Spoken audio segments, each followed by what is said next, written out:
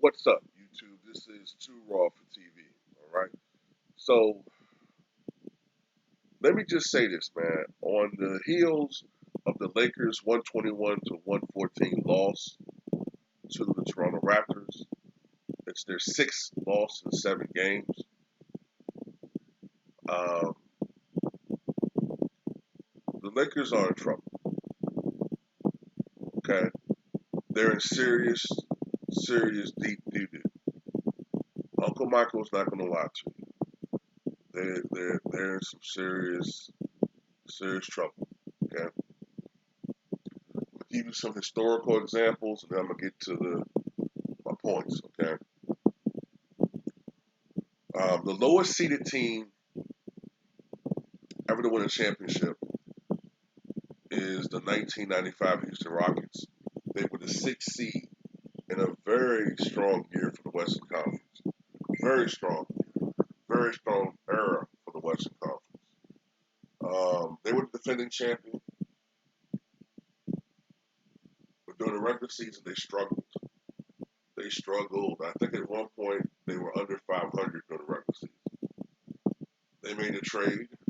They got Clyde Drexler, needed a secondary score that was more consistent. Um,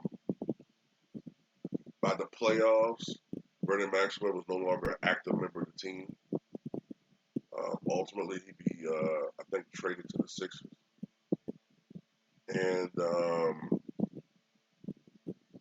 the difference between that team and this team, the Lakers, is that by this time in 1995, they had gotten their shit together. They finished 46 and 36, and they had the most impressive postseason run ever. They beat 450-win teams and two 60-win teams. They beat the 60-win Utah Jazz in the first round. In the second round, they came back from a 3-1 deficit and beat the 59-win Phoenix Suns, the same team that Charles Barkley said he guaranteed they wouldn't blow a 3-1 lead. In the conference finals, they beat the MVP David Robinson and his 62-win San Antonio Spurs, who had the best overall record in the NBA. Remember, that team also had Dennis Rodman at the time. And then in the finals, they beat the 57-win Orlando Magic, who were young, but people forget that they were 39-2 at the old arena. They were virtually unbeatable at home. One of those victories at home, if I'm not mistaken, included in the playoffs that year a 46 point drubbing of the Boston Celtics in the first round. Remember that game?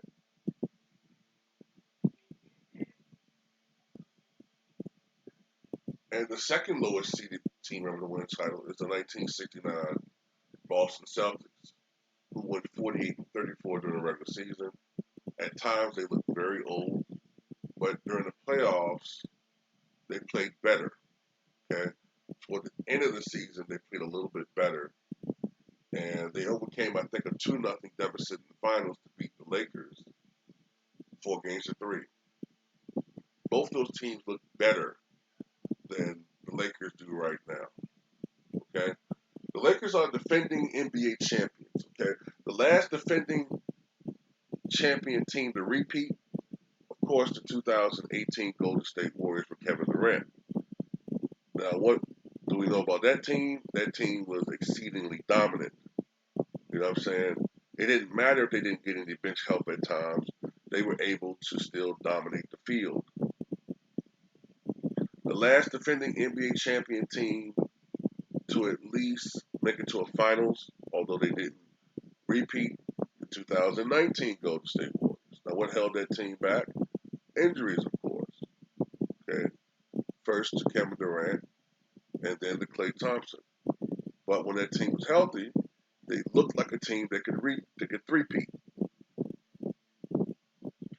The last defending NBA champion team to lose in the conference finals, you have to go all the way back to the 2008 San Antonio Spurs, who lost in the conference finals to the Los Angeles Lakers, who were going to lose to the Boston Celtics in 6 games in the finals.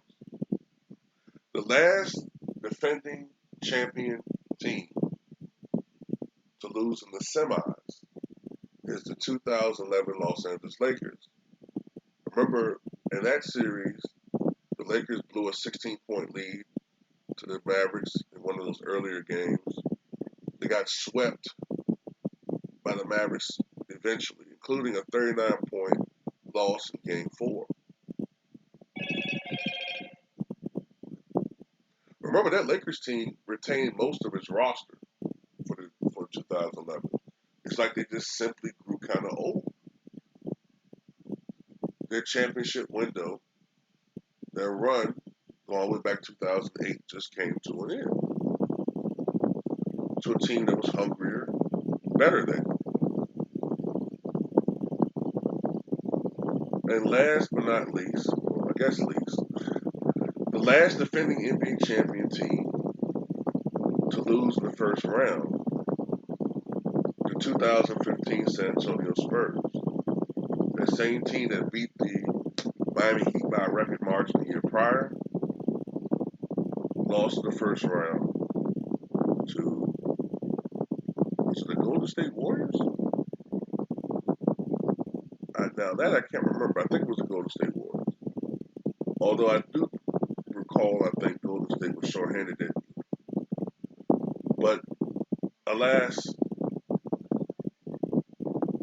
I named these teams because all of these teams I named were all still in a better position at their respective times of repeat year than the Lakers. The closest team I can think of as far as how poorly they're playing is the 2007 Miami Heat. Now, I know 2006 Miami won the championship behind that amazing performance by Dwayne Wade, although he did shoot a lot of goddamn free throws. But in 2007, that same team was swept in the first round by Chicago Bulls 4-0. Remember that?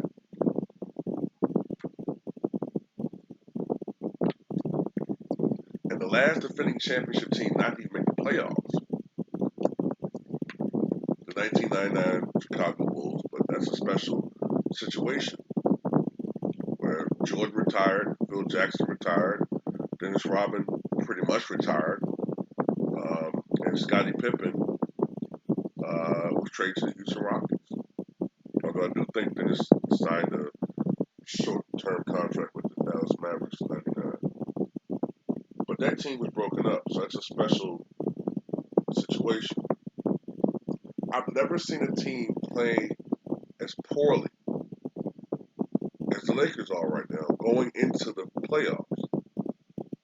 The playoffs, I believe, are a week away.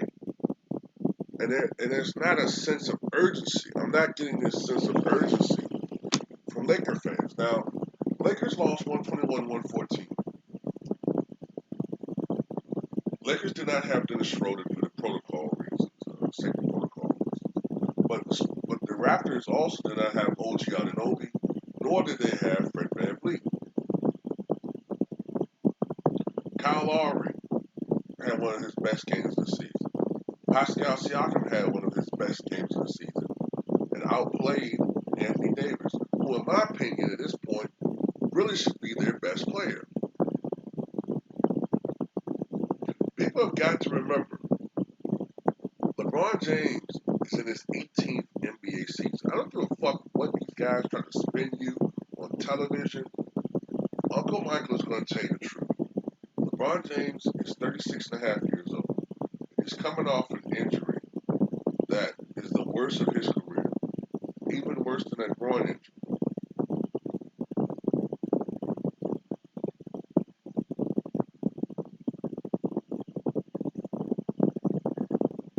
To me, when LeBron James says, I don't think I'll ever be 100% again, it's because he knows that he's rushed back to try to salvage the season. There was so much pressure on him to come back, and he probably should have waited another month.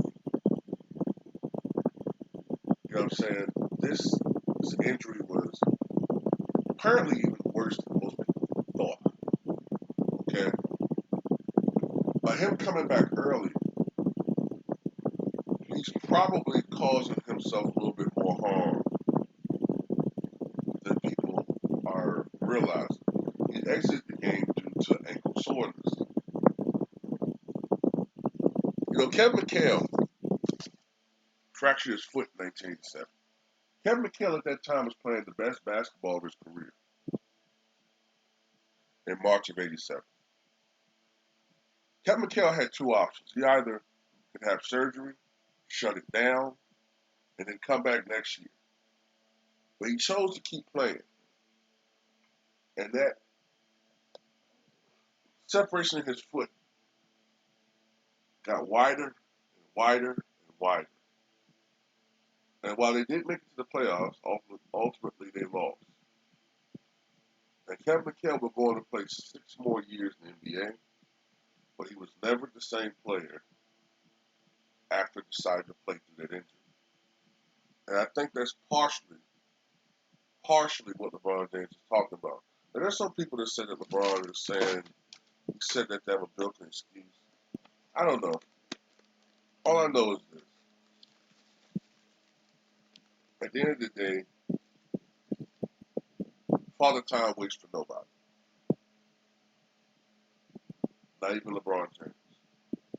So I see people saying, look, man, this guy's won, 4 championships. He's been to 9 consecutive finals, whatever the total is. He's going to get it done. He's this and that. Every time LeBron James has won a championship, he's had a championship level team around him.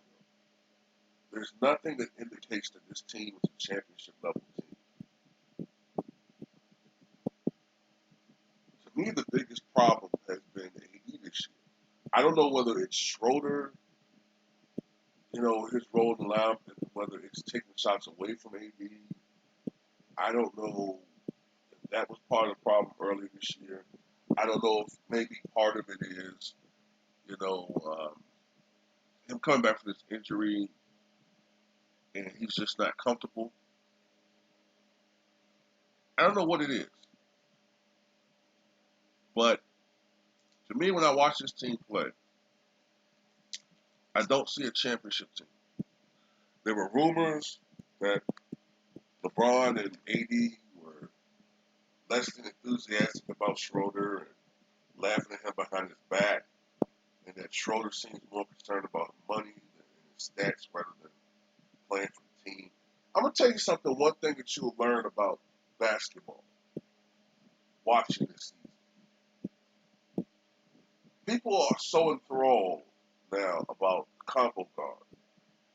The guard that can score, the guard that can cross you up and all this. But what you are learning,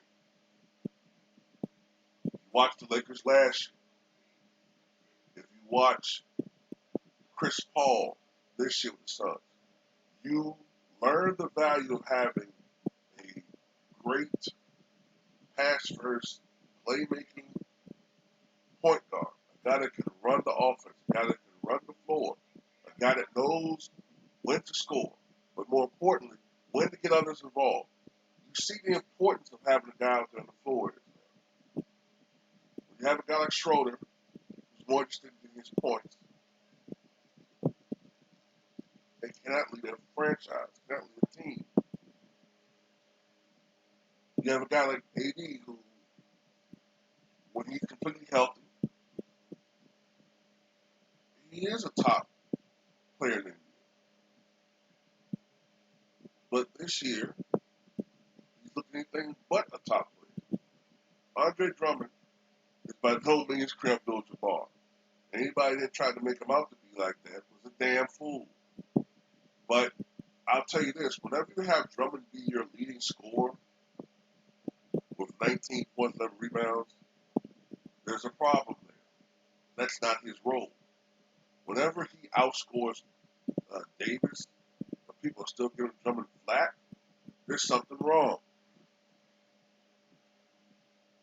To me, the biggest problem has been AD's inconsistency even before the injury. LeBron is showing signs of aging even more so this year. And we have to also put a lot of this on Frank Vogel. He's not immune to any of this. He's not a really great coach. He's not awful, but he is not a great coach.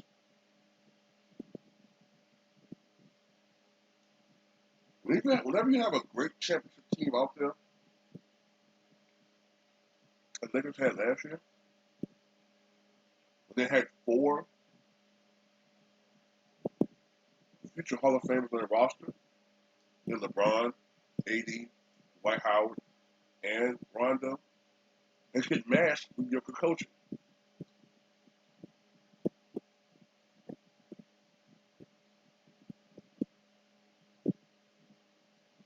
However, take that talent away, a lot of it away, you see the problem. So I'll just say this, man. It'll be a damn shame the Lakers go out like the '84 Sixers, man.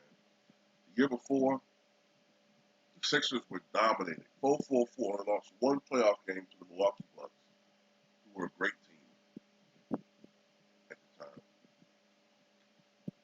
Swept the Lakers in the finals. But the next year, they suffered from injuries. They looked older. I think that's the first year you saw Andrew Toney start having problems with his feet. And then they lost in the first round to the then New Jersey Nets. One of the big upsets of all time. So, I hate to see Lakers. Playoffs. That would be a historic collapse. Historic. Because we've never seen a team win a championship.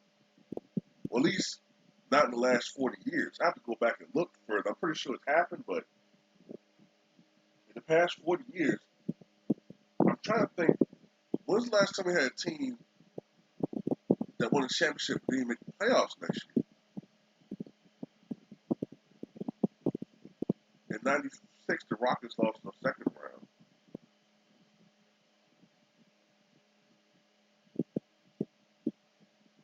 I don't know. I have to really think about that one. It definitely hasn't happened in the last 40 years.